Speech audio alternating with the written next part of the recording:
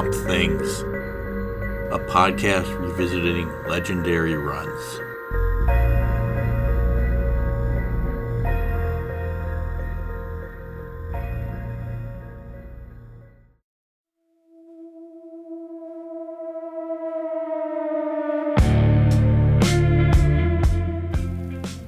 Humans, how soon before their feverish activities land them here?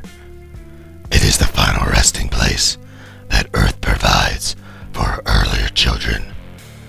Will the current masters of the world be any wiser than those who preceded him? Or will they continue to ignore the death's head that grins back at them from their own sewage? Will their eyes finally open at this critical stage of their journey? Or when their callous disregard for the environment threatens to swallow them, will they merely give up the ghost?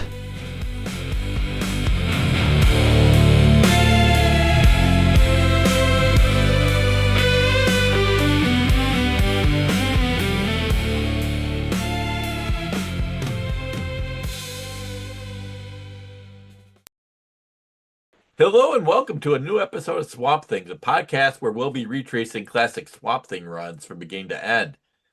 In this, our third season, we are retracing Rick Veitch's run following Alan Moore. I'm Robert Reineke. I read these books during their initial run, including the conclusion of this run in a comic book shop near you right now. And that brings me to our guest co-host, Matt Gamble. Matt came out like a house of fire last month, so hopefully we can keep it going. Yeah, I'm excited to be here. I love these comics. The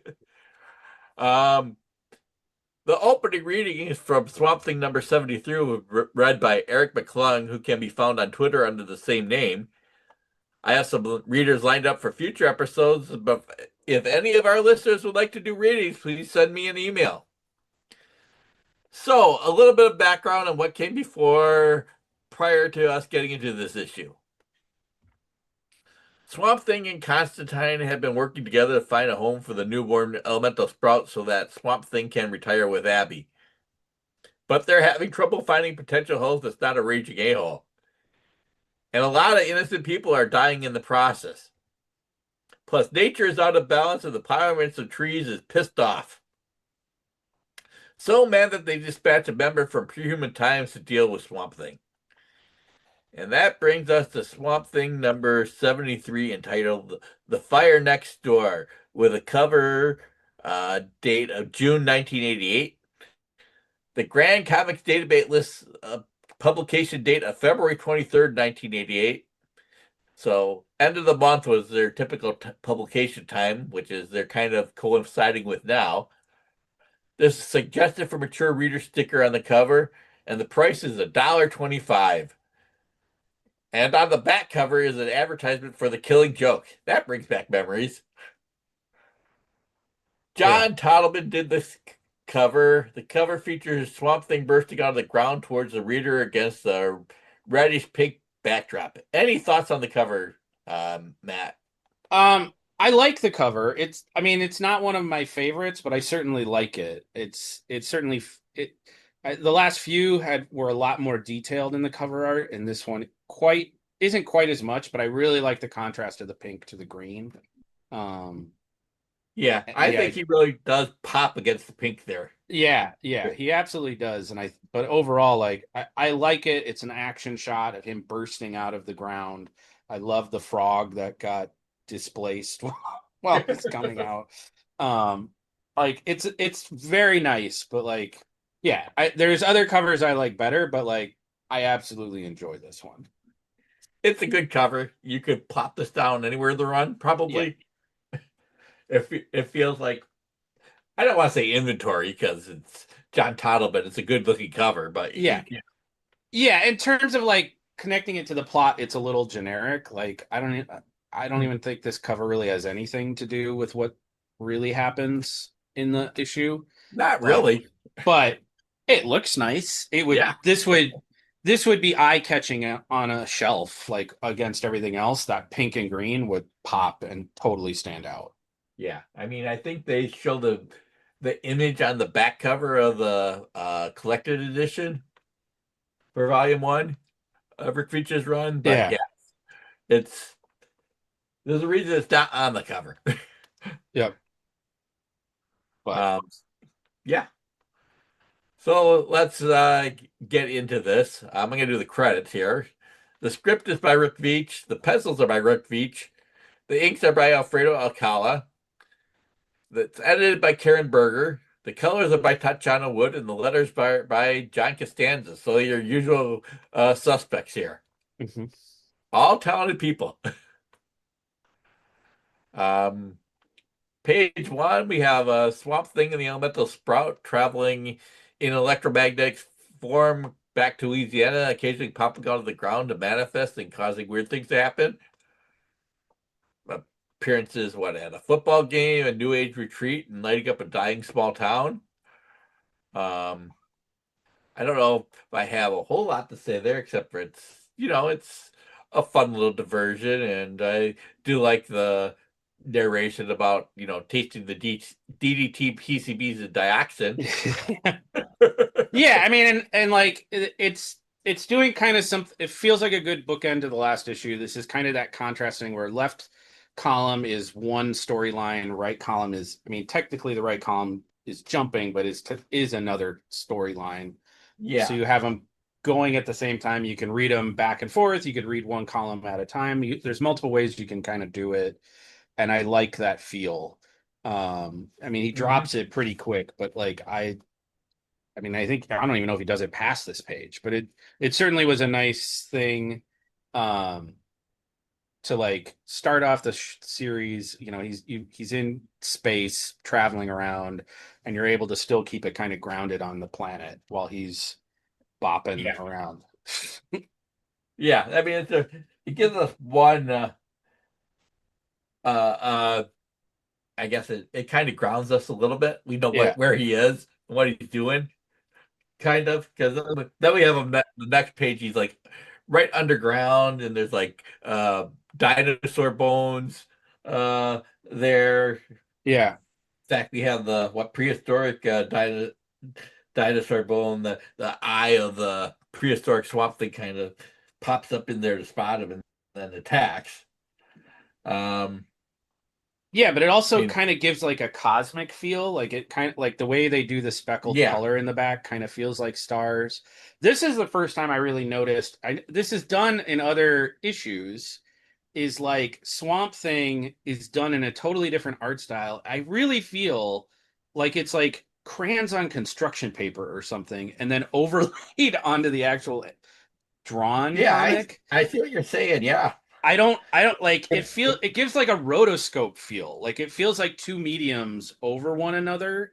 And I think it's the big title page that really caught my eye and went, "What? Oh, he is doing two different mediums. Like this is yeah. something It looks like different."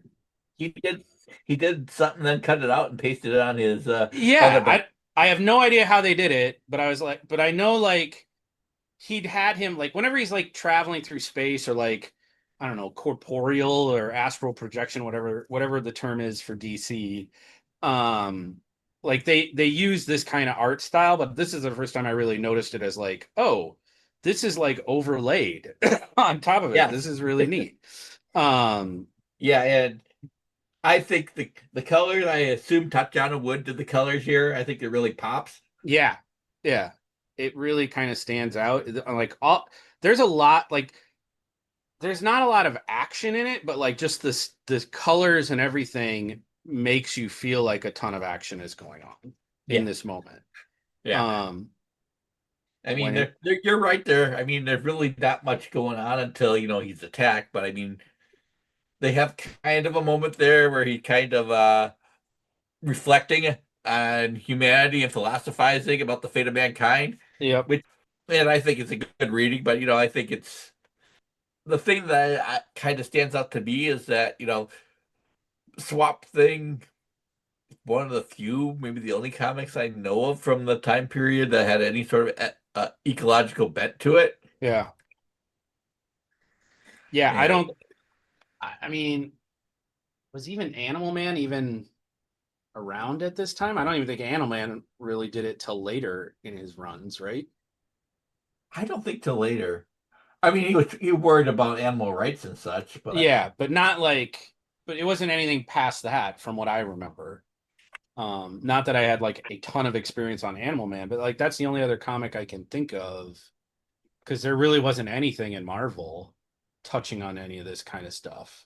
You no, I certainly, mean the yeah, X-Men maybe we kind of say, oh yeah, the world is changing and mutations yeah, are rising, but that was about the extent of it. yeah. I mean, like Cloak and Dagger did a lot of like urban blight stuff, but nothing like straight up ecological related to it. Um, I can't think of like anybody else really that kind of, Fantastic Four could have done it, and I don't think they did. No, I Um, don't think they did. Thor didn't do it.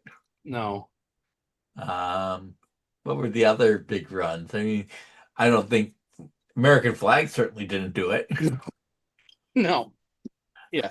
I would have loved to see a Punisher, run Going, where going he's after except race peppers.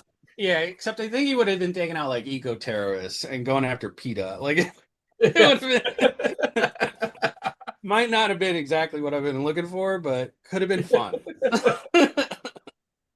Or you just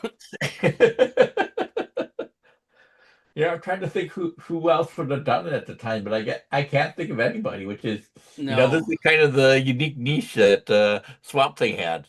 Yeah, I mean the only like there weren't a lot of characters in Marvel that could do it. Spider-Man kind of did some stuff way later in like late 90s, but even that was more about like just animal totems. Like Hmm. it wasn't really ecological.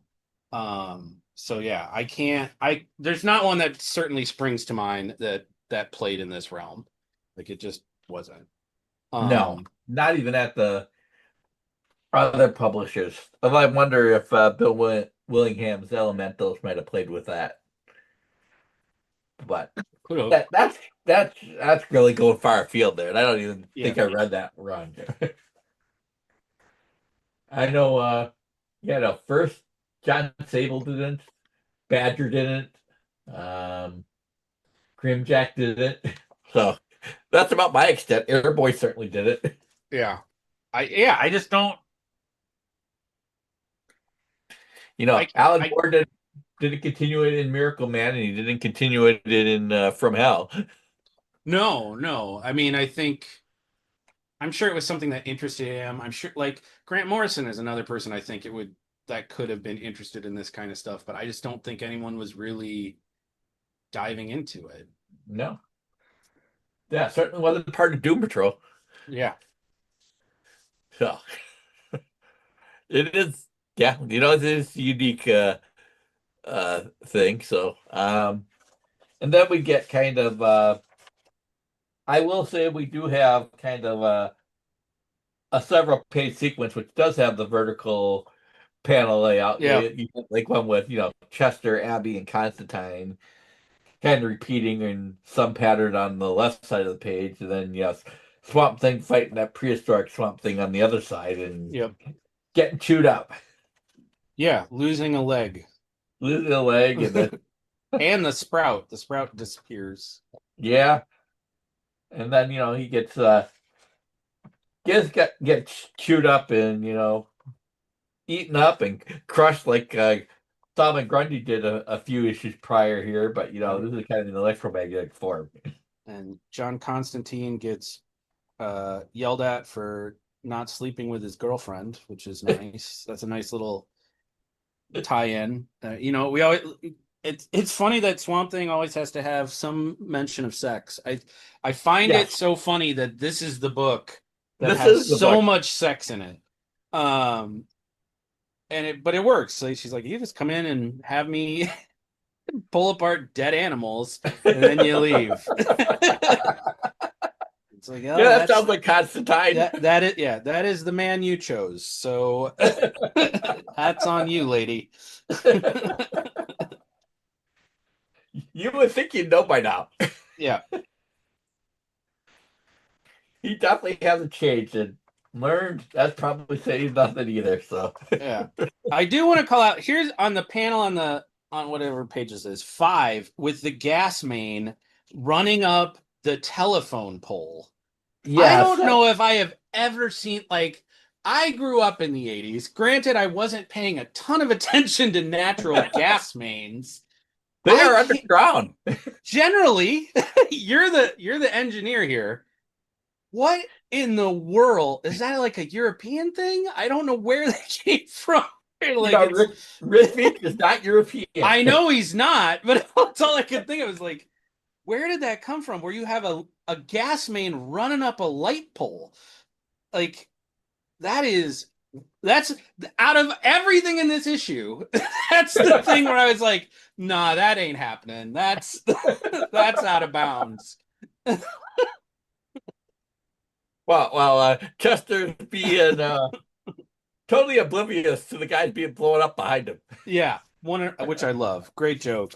But that was just something where I was like, I don't know, like it just threw me off. Like, why is that there? Why is that? Is it the only way you could think to blow up the car? Like, I didn't know why. You Um, know, you could have dropped a transformer on him. something it could have run into anything. Um, yeah, it was just wild to me. Like, I couldn't imagine a place where like I literally had to stop and think. I'm like, were there gas lines that ran? Like, is I this a mean, thing where it like was. maybe it's just like like it's the main where like the city needs to get in? I was like, why would they even need to get in access to it I that way? mean, I could see it being a meter of some sort. Yeah, like that was the only thing I could think of. But like again, it's on the street. It's not on the building. Like it's so Yeah, weird. that's weird It's because so I mean, weird. they must have had something in Victorian time when they had gas lamps. Yeah, You that know, makes sense. That again, and that's I think maybe that's what I yeah, was thinking. Like European is like, okay, they had gas powered lamps all over the place that wasn't as common in the US outside of the East Coast, but like I it can't it just imagine in Louisiana ever. yeah, 100%. And like it just struck me as odd. Like It's like he took a shortcut there. yeah, yeah, but and I don't think I really noticed it until they actually drove straight into it and the big gas thing is like sitting right in your eyesight. And then I went, I'm sorry, what? And I went back and looked. Like, no, they had it there the whole time. Straight out said it's the gas main.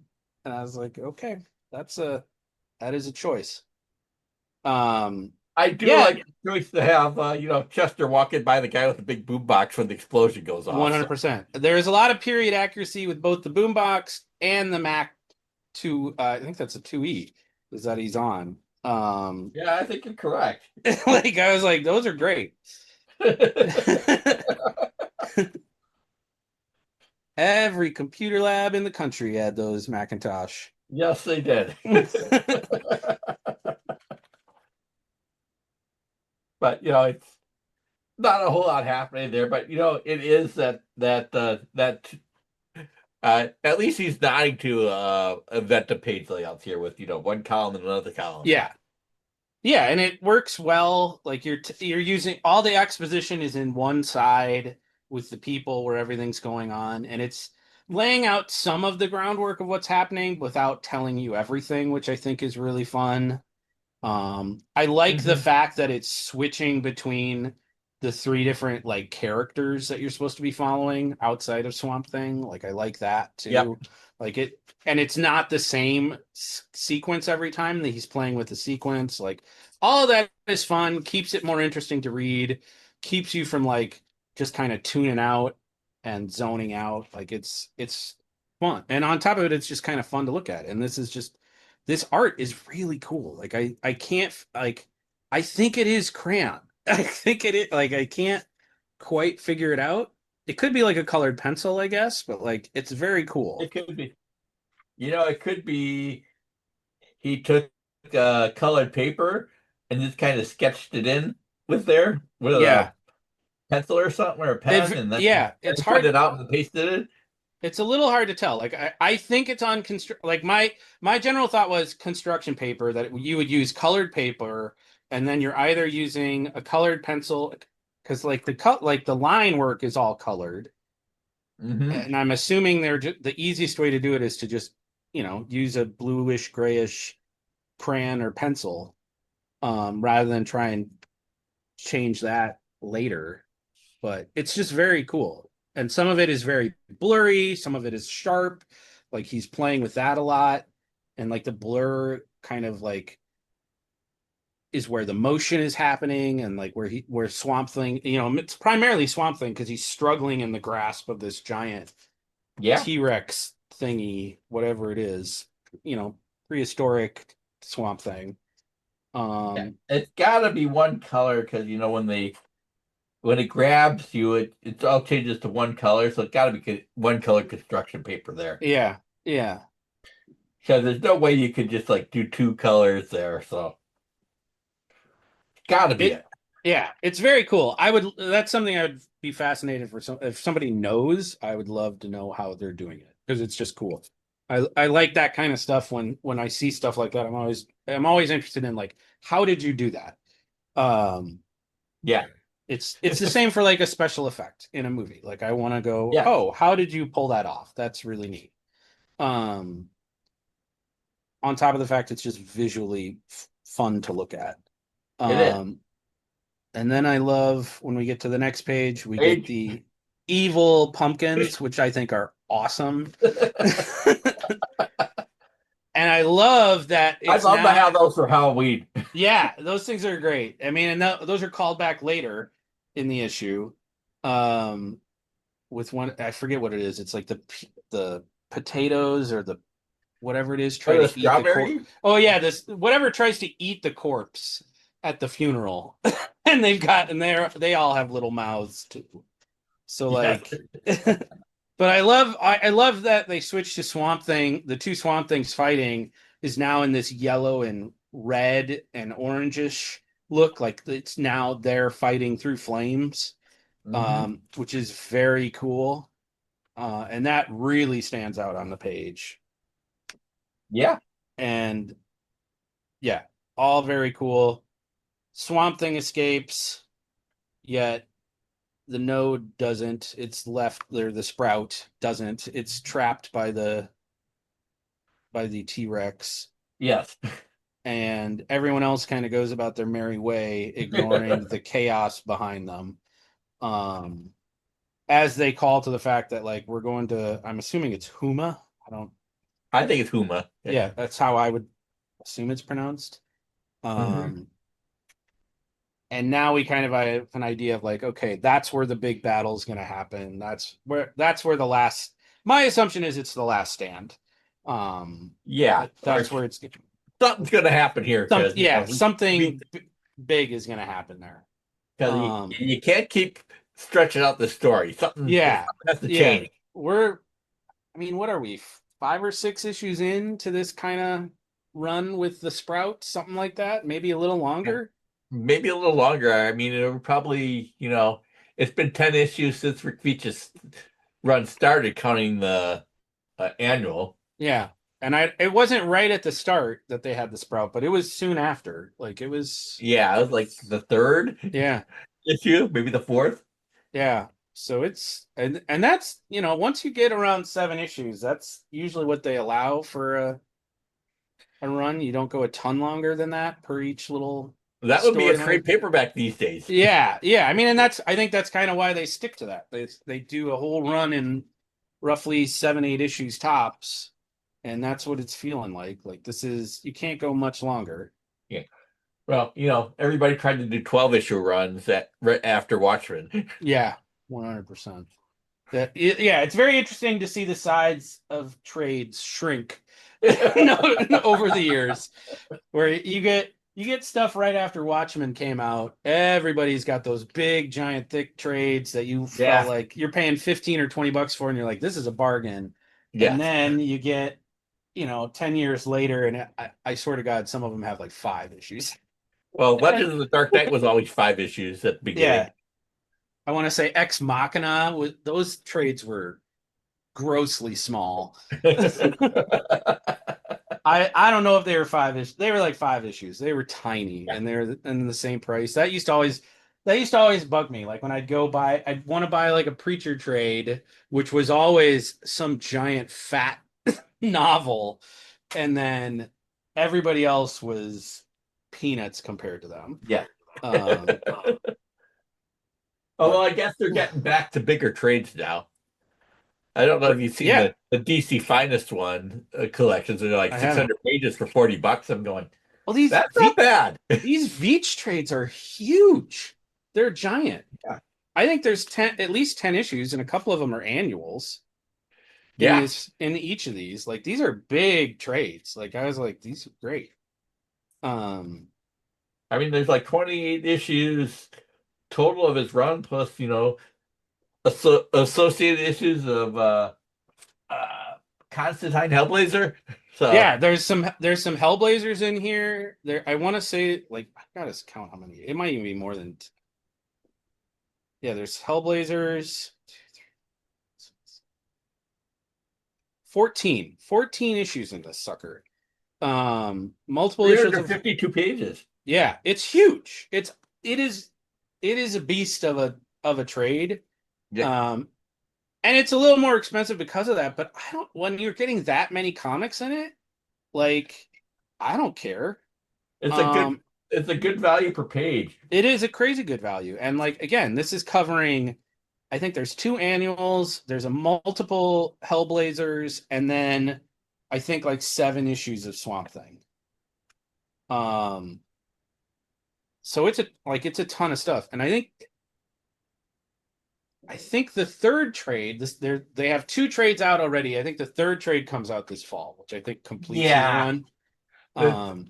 Apparently they're switching it to hardcover to include his new 4-issue miniseries. Well, that's annoying. I would want Wrapping it up. hardcovers on all of them. Like, come on, man. But you're screwing up my bookshelf. Yeah. God damn it. I will say I'm enjoying the new issues.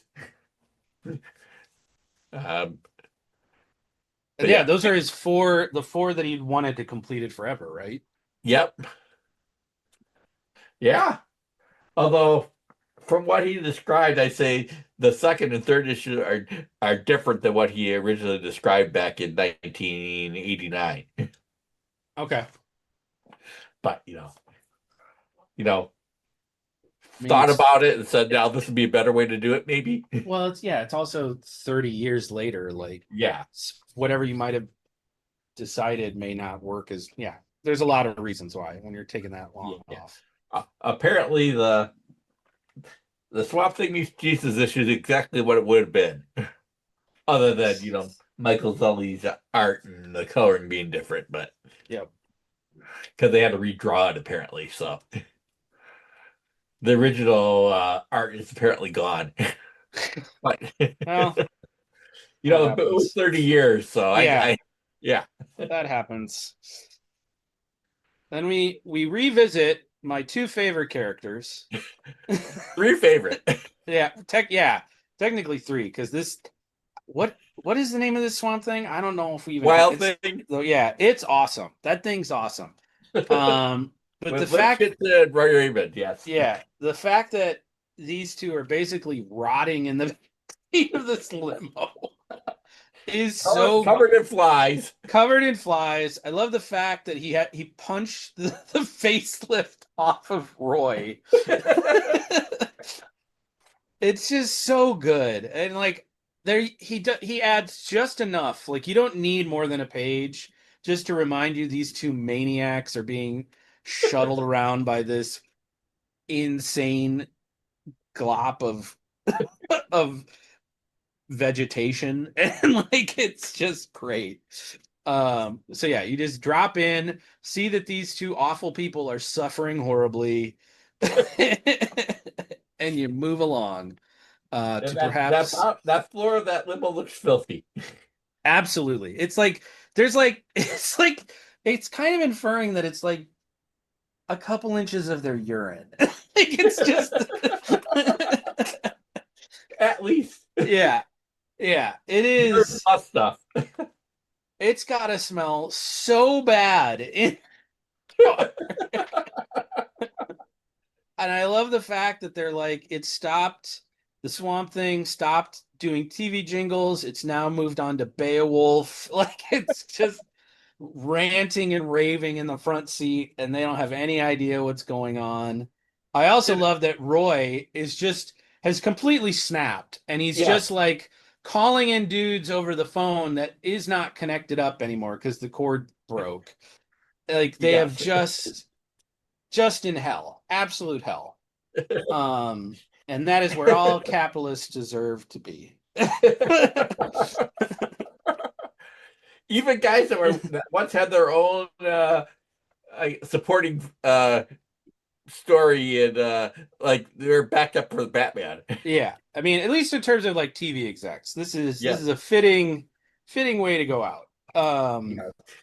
It is very fitting. This is where I want to reference. We have reading 2 here. Go and enjoy, people.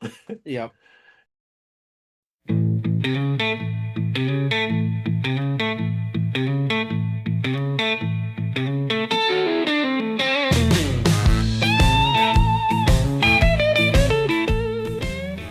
Where am I? Crawling like a wounded reptile out of the substrata of a drunken stupor. That's where I am. Reaching for another bottle. That's what I'm doing. Damn thing's empty, just like all the rest. But I wouldn't do for a drink right now. It's the only cure for the DTs, and I must have the DTs. I mean, all these flies can't be real, can they? I had to belt Roy Petty hard when we fought over the phone. I guess I lost it when the cord got broken. When I hit him, his facelift let go. Now he looks like something out of House of Wax. He spends all his time in negotiations with Morgan Edge over the rights to Swamp Thing. As for our chauffeur, he finally stopped singing the TV jingles somewhere near DC and began a long monologue in Chinese. Now he's taken to reciting something in Old English. It sounds like Beowulf. Oh God, what does it all mean? Where will this nightmare end?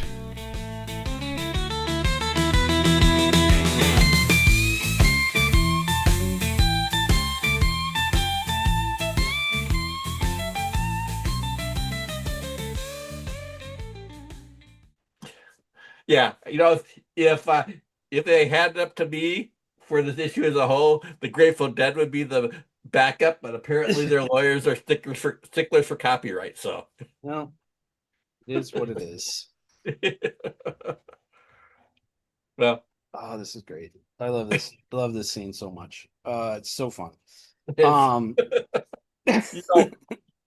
at one point I thought this subplot was going on so too long, but now it's come back around together. Yeah, 100%. Like he's held on to the joke long enough. It's just like, yeah, become funny again. Yeah, let's see how long we can keep this going. We're not to the final punchline yet, but we're getting close. We have to beat figure. Yep. I love how beat up that limo is looking. It is. It's amazing it's still running. Yeah, it's incredible. Like everything about this is just incredible. Like it's 6 panels of perfection. And then we move on to I don't know even Chester. how to. Yeah, perhaps the dumbest man alive in this scene. Well, I gotta believe Chester is perpetually high. 100%. But the idea that you would set a paper bag on an open flame is crazy.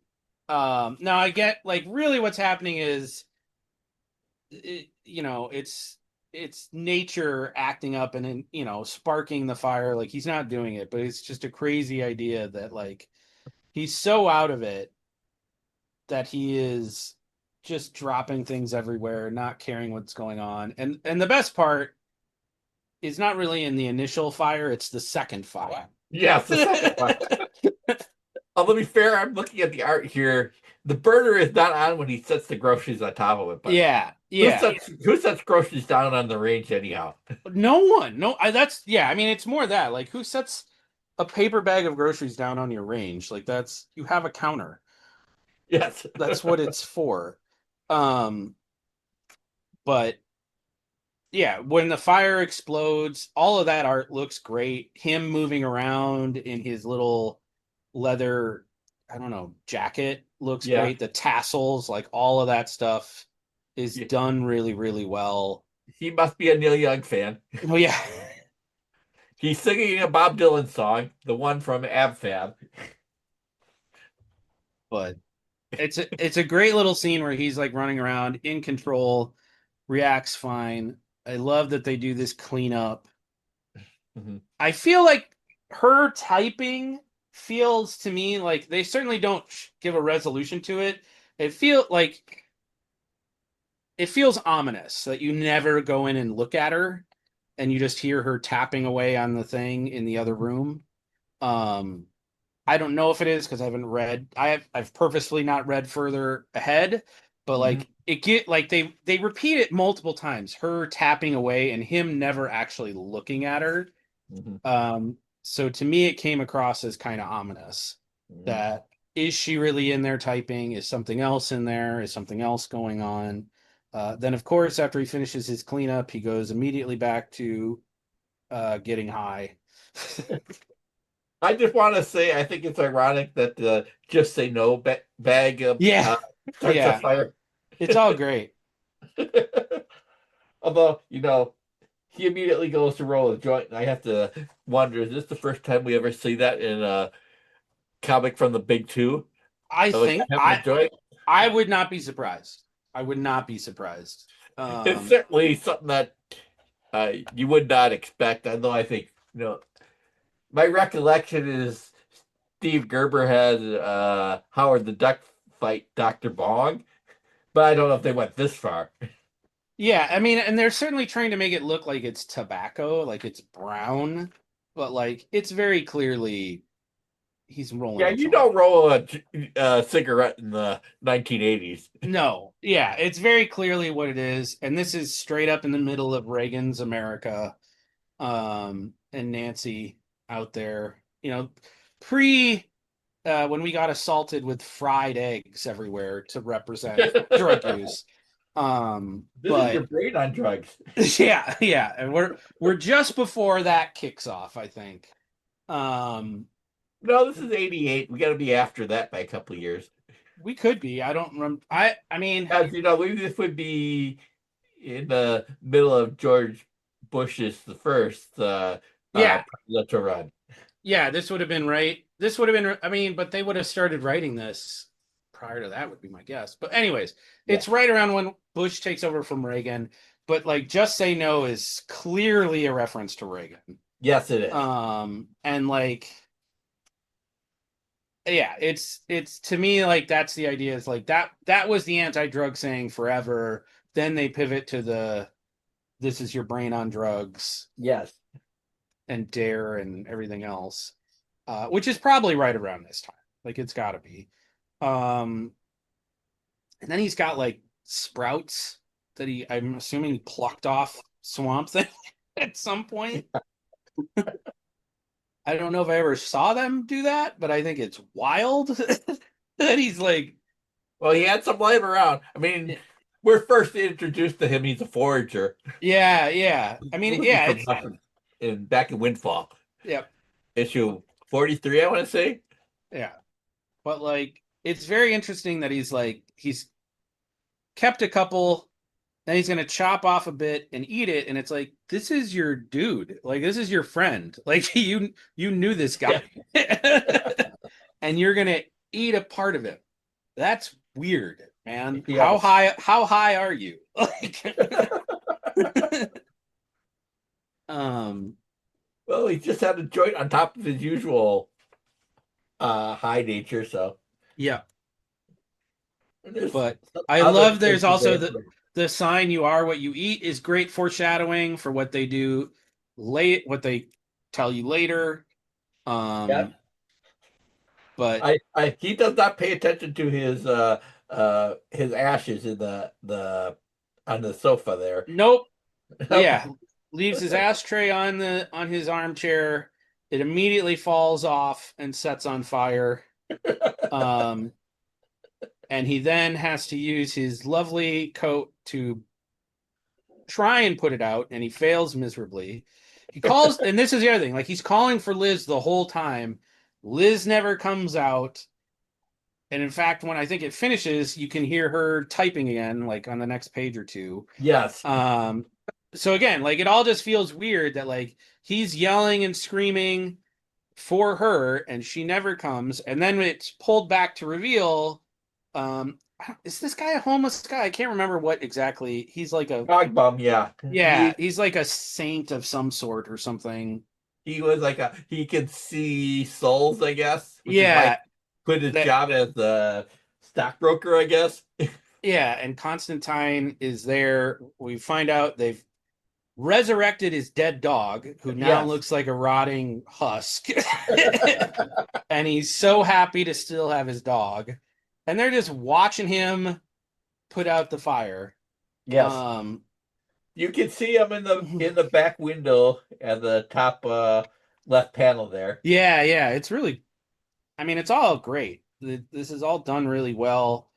I love the reference that like magic is the science of coincidence. I think that's awesome. Yep. And then, you turn and then you find out he puts out the flames with orange juice and milk. I guess he's going to have to go back to the grocery store. Yep. Which I had assumed had perished in the first fire, but I guess made it through. And then we start seeing the produce coming alive. Yep.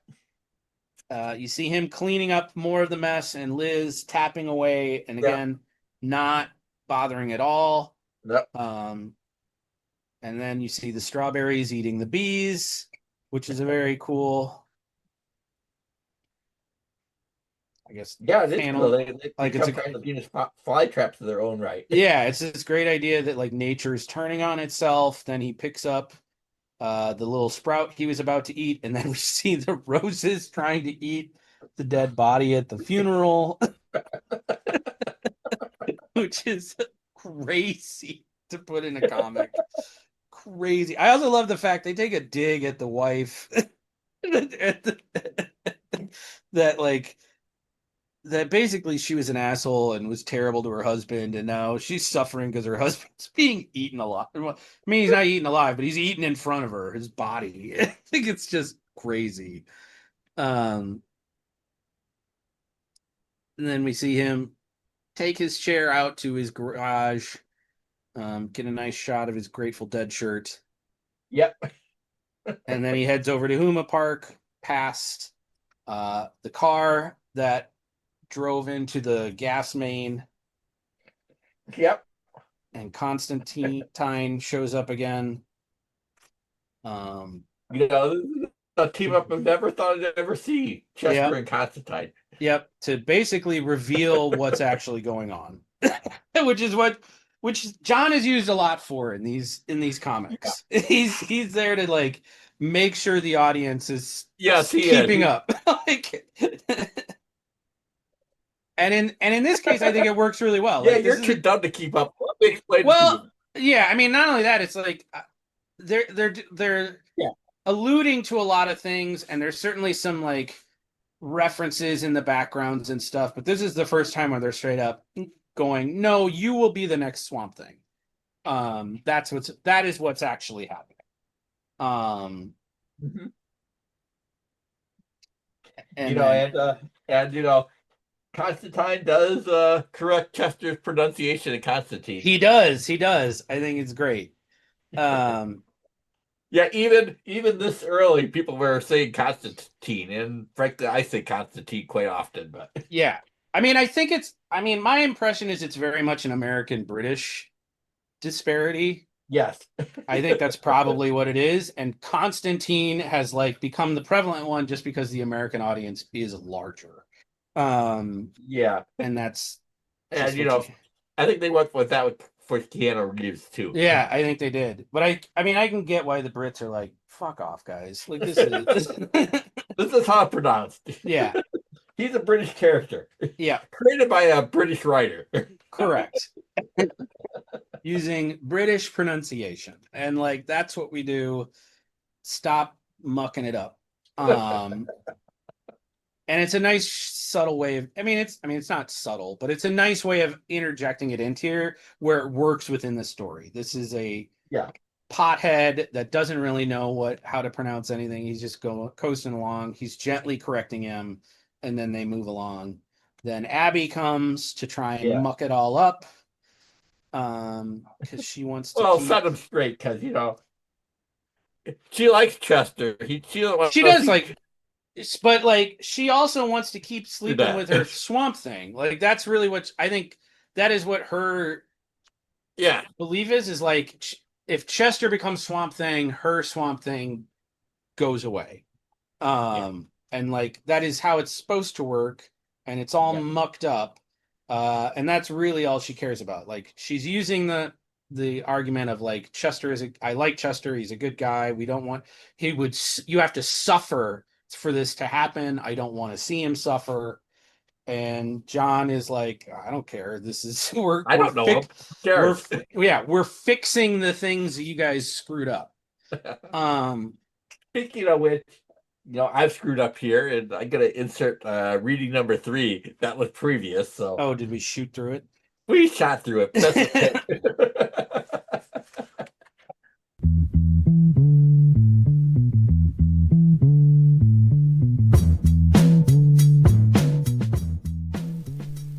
This is weird. This is really weird. It just so happens I specialize in weird phenomena, friend. Why don't we stroll through the park while you tell me about it? Today has been full of the most amazing coincidences. I set the groceries on a lit burner, and then I caught the stuffed chair on fire. Now this? These kinds of things happen. You never know when your ticket's gonna be punched. Listen, you're not an insurance salesman, are you? Hardly. I'm a friend of the family, actually. I was at the funeral. The big guy's funeral? Whoa! That accent! I know you! You're John Constantine! Constantine. Abby told me all about you! I bet you did. I think dear Abby knows considerably less about me than she'd have you believe.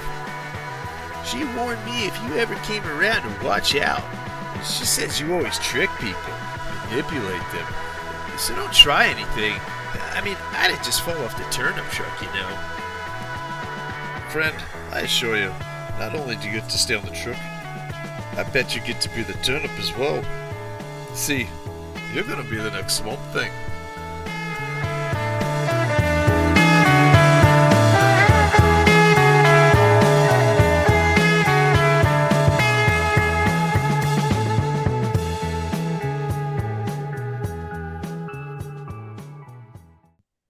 Well, and the comic now is kind of cooking with like the pacing of it has picked up considerably in terms of what's going on, what's happening.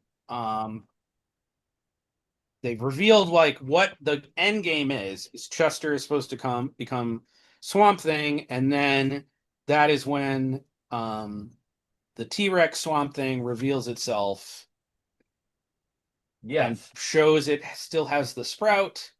And then to just up it up a little bit more, they're like, you have to die by fire, and they're like, well, there's no fire around, we're fine. And then it's a fire breather, and then it's get in the swamp, and that'll protect you, which is wild. And then it gets even crazier, and I believe Swamp Thing pulled off this move a few issues earlier, where he kind of like takes control of the T-Rex because the T-Rex ate his leg, and it allows him, as long as any part of as long as any part of him is anywhere, he can basically take it over, and he's able to take over the T-Rex for a moment in time, to kind of explain what's going on, get the sprout, here's the sprout, get the hell out of here. Then he's going to give John a big warning and explodes. Yes. So I will say that, Swamp Thing taking over the prehistoric Swamp Thing, this is very much a CGI morphing thing. Yep. CGI morphing would not be for another few years. This is a year before The Abyss and what, 3-4 years before Terminator 2? So yeah, this is Terminator something 2 that movies could not do at the time. No, but it's done really well in the comic, especially Yeah. the face change in 3 panels. Like that looks great. Yeah. And even more the body change and all of that is good. It's like that's how they would do it in the movies coming up. So, Rick Veitch foresaw that, I guess. Yeah. It's a great transformation scene. Even Swamp Thing looks a little different in his Swamp Thing form. He can't maintain it long at all. He only holds it for like 2 panels and then starts morphing back very slowly. Which causes him to explode. And then Constantine basically goes, "I'm out. Yep. Screw you guys. I'm out." I also love they're like, this sprout is challenged and is not going to make a good. You really want to make that thing a swamp thing? I And think they this keep plan is arguing not it, working. and Constantine is, I'm done. You guys are lunatics. You're trying to destroy the world. I'm getting the hell out of here. I love it. It's both selfish and kind of It is smart. It is perfect for his character. It is like I dragged you to water. You have to drink, and the fact you're refusing to, I'm done. I'm not wasting any more time. It is a perfect representation of his character. Yeah. We keep on this. I'm going to come up to be the next Swamp Thing. I don't want that. Die by fire? No, thank you. Yep. And then Abby abandons Chester, grabs the sprout and takes off, and just leaves Chester to his own devices, which, as we've seen earlier in this issue, is a terrible idea. Admittedly, there's probably not much Abby can do. 100%. Abby is many things, but she's not a protector of people. No. But yeah, it's great. Like, Chester leaves the park, decides he's going to eat his friend again, which is when the limo and the Swamp Thing drive by. They cry out for help. And that's when he finally decides, I don't want anything to do with Swamp Thing. It's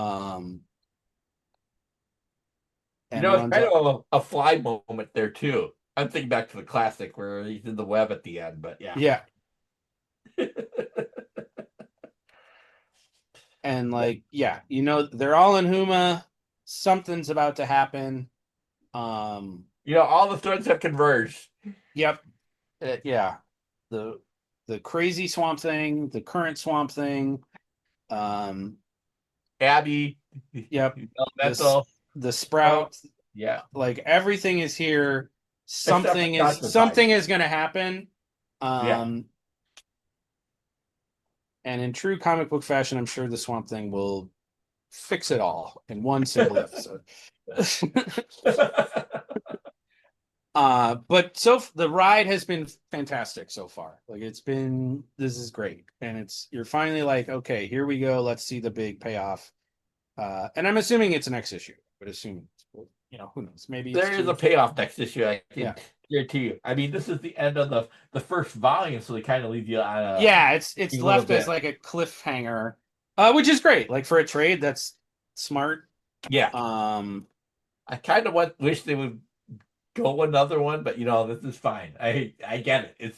It's episodic storytelling, serial storytelling. Yeah, it's the serialized storytelling, and if you save the final resolution and denouement for the next trade, that will lead into the next storyline, and it just plays better. If you have it end here, like, it's so much more likely people will not buy the next trade. Or if they do, they're not going to understand what happened before. Yeah. and they'll be kind of lost. So like, yeah, it makes sense narratively. I would love it if it was all in one, but like I get why you do it that way. Like Yeah. it's the same thing as like serials back in the day where they would have the little recap at the start before they moved into the next thing just to make sure. I mean, it's just like any like it's the same thing with like Bravo television today or any other like shows. They'll do the recap of what happened last time and then they'll move into what the actual thing is gonna and then you'll watch the current episode. It's just to keep you invested, keep you consuming, keep you moving on, keep you stuck in the limo for the metaphor of the Yes. issue. You're stuck in the limo until the end, the bitter Yeah, end. until the bitter end. Just soaking in your own shit. I gotta ask, has anybody learned anything in this issue? No, which is great. It's done very entertainingly. I mean, it's been kind of the curse of Swamp Thing throughout Veitch's run is like he's not learning anything from any lesson he's being given. He's No. just continuing trying to put the same square peg in a round hole and failing miserably each time. And so it'll time to think of something different. Yeah. And at this point, like the training wheels, which was John Constantine, is gone. He's all on his own, and we'll see what he does. But the smartest thing Chester does in this end of this issue is just run away. yeah, drop the computer and run away. Yeah, it's several people basically do, which is what they all should have done issues prior, and nobody did. So it's been a very, very entertaining run so far. Like again, this is not like visually doesn't have as many like style points as the previous issue, but I think it's visually very interesting. It's very expositional heavy. You had to set up the big ending. But I think it's done really well, like especially for comics. I think it's done really well. And I think you can really see the more satirical bent that Rick Veitch has in this issue. Yeah, he takes a lot of pleasure out of screwing terrible people. And he likes to take pot shots at terrible people too, which I also appreciate a lot. Mm-hmm. And like that's the thing that's kind of fun about a lot of his stuff that I have read is he is not afraid to stand up for what he believes, and in the same respect, he will do it in the most shit-eating grin way that he can. And he'll do that, all the way up to present day. Yeah.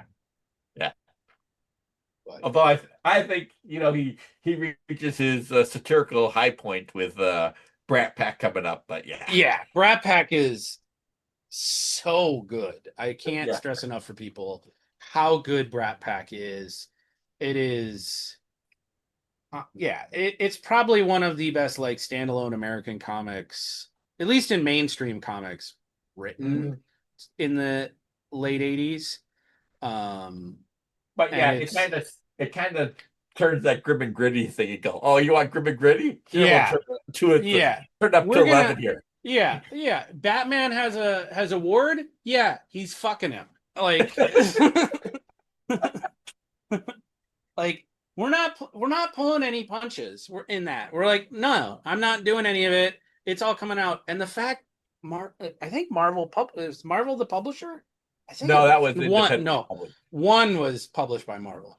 But yeah, even still, just like the level of burning of bridges in that book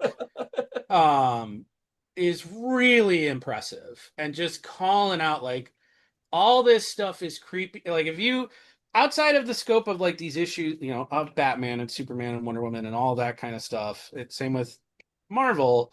Like if you take this on this face, here's this billionaire that always has a teenage boy hanging around him for 30 years.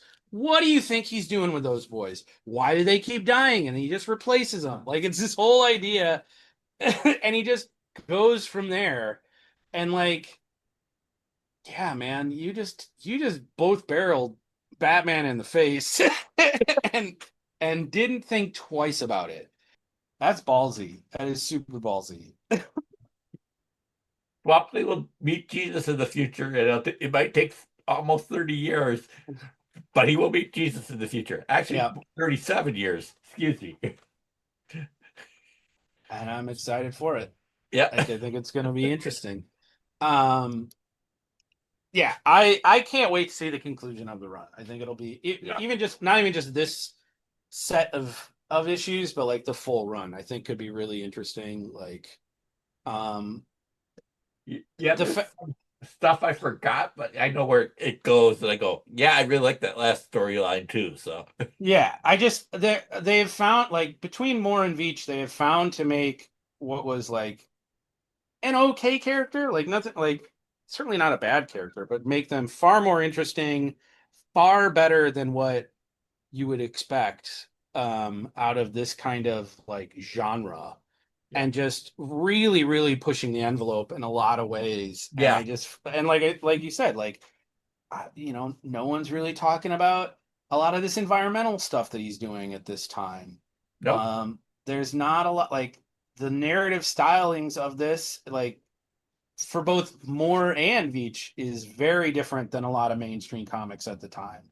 Yeah. And the fact that this is a somewhat satirical comic is really interesting. It really feels like it had its roots in the comics underground.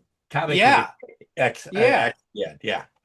Like, it's not just preaching, it is very much like poking fun at itself and others as well. And all that is just, it's really, really interesting, especially looking back on it now, 30-ish years later.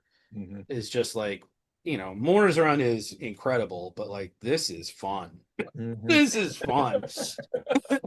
I wonder if, Stephen Bissett would do Tyrant in the future. I wonder if Rick Veitch knew about Tyrant coming up with, the life cycle of a T-Rex told by Stephen Bissett, and said, Yeah. I ain't going to work that into my run. Yeah, who knows? But it's, yeah. There's been so few choices made in this run where I'm like, I don't like it. I've liked almost everything, and like, full on loved it. Like, this is great. This is fun. I did not expect this. Let's see where you can take it. I love the fact he is running things into the ground consistently. Because like, the tone of it is just, it's all working. Like, a lot of this stuff shouldn't work, and it is working, and that's what makes it fun. Yeah. Yeah. I mean, he is going to extremes. Yeah. This is not one that would ever have gotten a Comics Code Authority stamp. No. This doesn't. Yeah.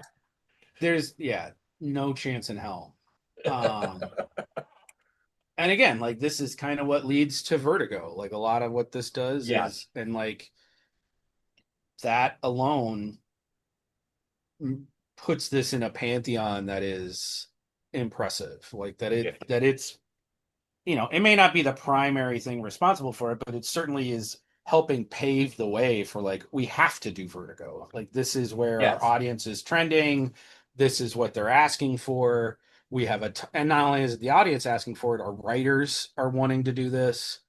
Karen Berger wants to do this. And we happen to have perhaps one of the most talented editorialists in comics history leading this whole thing. It was like, people want to work with her. Yeah. Mm-hmm. And she can find talent. She can find and nurture talent, which is something Marvel and DC were consistently terrible at. Yeah. They ran it. They could find talent. They would just run it into the ground. Mm-hmm. Until they either hated the industry or they would run off the talent that they had. Yeah. For various reasons. Yeah. Again and again and again. We have Alan Moore, but let's screw him over on some merchandising. Yeah. Everybody. Like, while this is going on, McFarlane's at Marvel. Blowing up and they're gonna have him out of there in 3-4 years. They're gonna piss him off so much.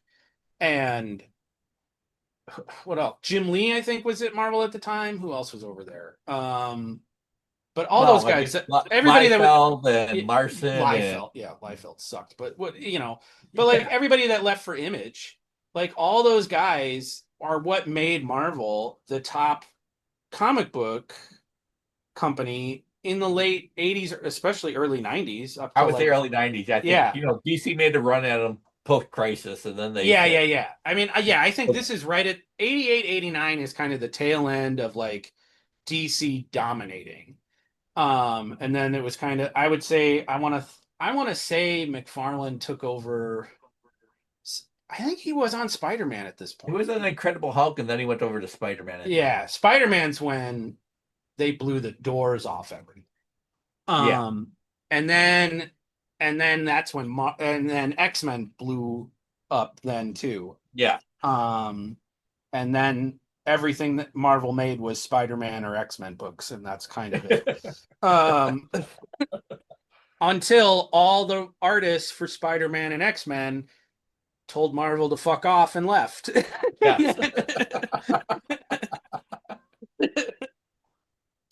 And, things got interesting, and then the speculator market happened, and then it crashed. And that's when DC almost bought Marvel. Marvel was in bankruptcy.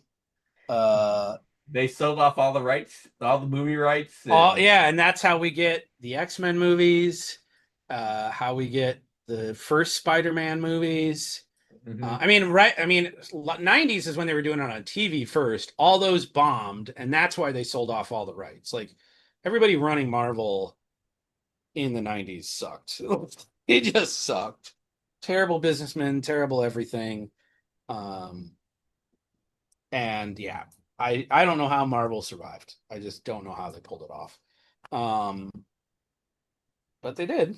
Yeah. And now they're back at it again with the absolute thing DC is doing that's kind of dominating the sales chart. Yeah. Nothing they're doing seems to work. Yeah. But they have Disney money, so they'll survive, maybe. Yeah. I don't know. The comic book industry right now, and for a while, has just been a hot mess. Like, Batman dominates everything. Batman dominates everything. all the talented indie creators are now doing backer kit stuff. They all do it on their own. Because they all have. Everybody does Kickstarter or whatever, and do it on their own and self-publish. Which I'm all for. I am too. Like, it's great that they're all doing it, but it's just like there's just not a ton of talent going through, like, certainly up and coming talent going through DC or Marvel. Like, it's not on your regular books. They're all, maybe they'll start at Image and then somebody will write them a big check. Yeah. They'll cash in on it, and then they'll go, oh, I'm going to go back to doing this indie Kickstarter stuff. Yeah, because or they'll do online comics. Like, that's huge too. Like it's so much easier for them to put it out, to self-publish and put it out now and build their audience. There's just, what are they going to get by outside of like, oh, I've always wanted to write Superman or Spider-Man. Yeah, no one's going to do it. Like, there's not. You can control your own stuff. You can certainly make more money. And you're going to be on your own schedule and not their insane publishing schedules. You want me to write the Atom? Okay. Pass. Yeah. It's just, they mainstream, like, and by mainstream it's DC and Marvel, because like when you talk about like mainstream really now is manga. Like, that's what it is. Like, that's the reason why manga's kicking the DC and Marvel's ass. Yeah, it's not even close. And like Scholastic does a lot of stuff too. And Jeff own. Yeah, they are just blowing the doors off of what Marvel and DC sell.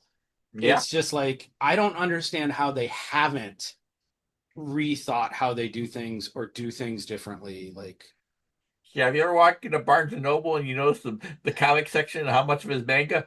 Yeah, it'll be a whole aisle of manga and maybe one bookshelf of trades. Yes. And that's it. And like, I mean, the D&D section's usually bigger than freaking American comic book section now. Which is wild. Um, yeah, it's just crazy. It's just crazy how not like they're just using it at like it's so clear they just view everything as IP now. They don't want to create anything new. They just want to keep recycling their current characters into movies every few years and just reboot and reboot and reboot. And that's all we ever have to do. Yeah, well, And why like, why would you create anything for the big two if you're not getting a big piece of it? yeah, If like, you and you're made the not, movie. and you're not gonna. So like, why would you do it? Like, you're not gonna like. I mean, look, you look at Walking Dead. Like, that's what everyone wants to be now. They want to do that. They want to create their own comic that's gonna blow up as a TV show and Hmm. make God knows how much money that dude's making. Like, Yeah. Or Invincible. Or yeah, or yeah, anything. Own your own IP, sell it yourself, and make a boatload. yeah. And like, I mean, there's plenty of comic book artists and writers that'll do that, and it just makes me sad. Like, there's certainly like good runs and good stuff I'll read, but like, it's Yeah. very clear like the top talented writers are just staying away, and that's too bad. Hmm. Well, on that note, I'm gonna say next episode is Swamp Thing number 74 entitled The Center of the Cyclone. I think we have thoughts, or we've already said that we think this is coming to a head, but Yep. anything else we want to add?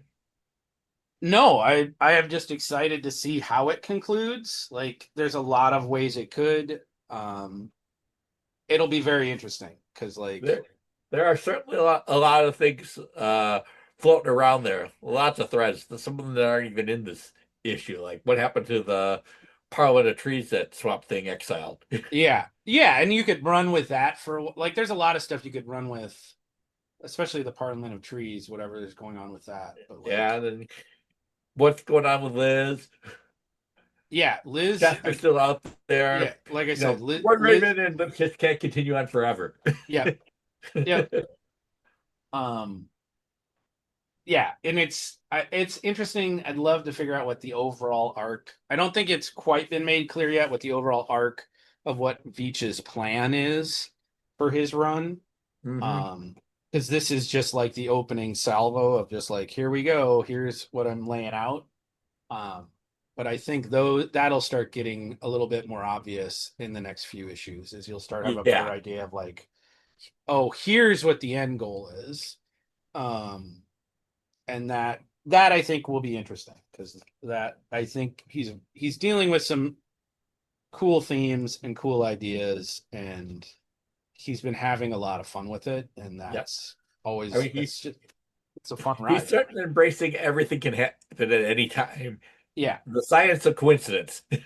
yeah, which I think was great. Like laying that out, that magic is the science of coincidence is such Yeah. a great idea and concept to play with this. And it allows you to be like, I can do whatever I want then. It opens up Yes. everything. Um, Make it make so I'll make it make sense eventually, but yeah. Yep. but you don't expect the usual we're gonna have end in a fist fight and somebody's gonna win. Yeah, I would that would be shocking if that's how it resolves. These Yeah. don't like all the fights that have actually occurred that we've seen so far have all been pretty Swamp to minor. get his ass kicked. Yeah, he's gotten his leg bitten off. Solomon Grundy beat the crap out of him. But like they've never been like the build up and like the No. main point of any book. They've just been part of what's the obstacle he's gone through. And that's You know, another thing about the books I've really liked is like these are not the classic superhero clash book where everything is resolved in just a big fight. you know, I mean that was part of the point of American Gothic that you couldn't just punch your way out of it. Yeah. I mean, even the Swamp Thing versus Batman wasn't, oh, whoever wins the fight wins. So, I agree. So, in the meantime, our listeners can subscribe to Swamp Things on iTunes, Stitcher, TuneIn, Spotify, and wherever else you can find podcasts, including YouTube now. Please feel free to like or share the link wherever you see it. Also, you can follow Swamp Things on Twitter/X at Swamp Things Pod. Feel free to send an email to swampthingspod@gmail.com. Finally, if you like what you hear, please leave us a review or rating on Apple Podcasts. Thanks for listening. We'll be back soon.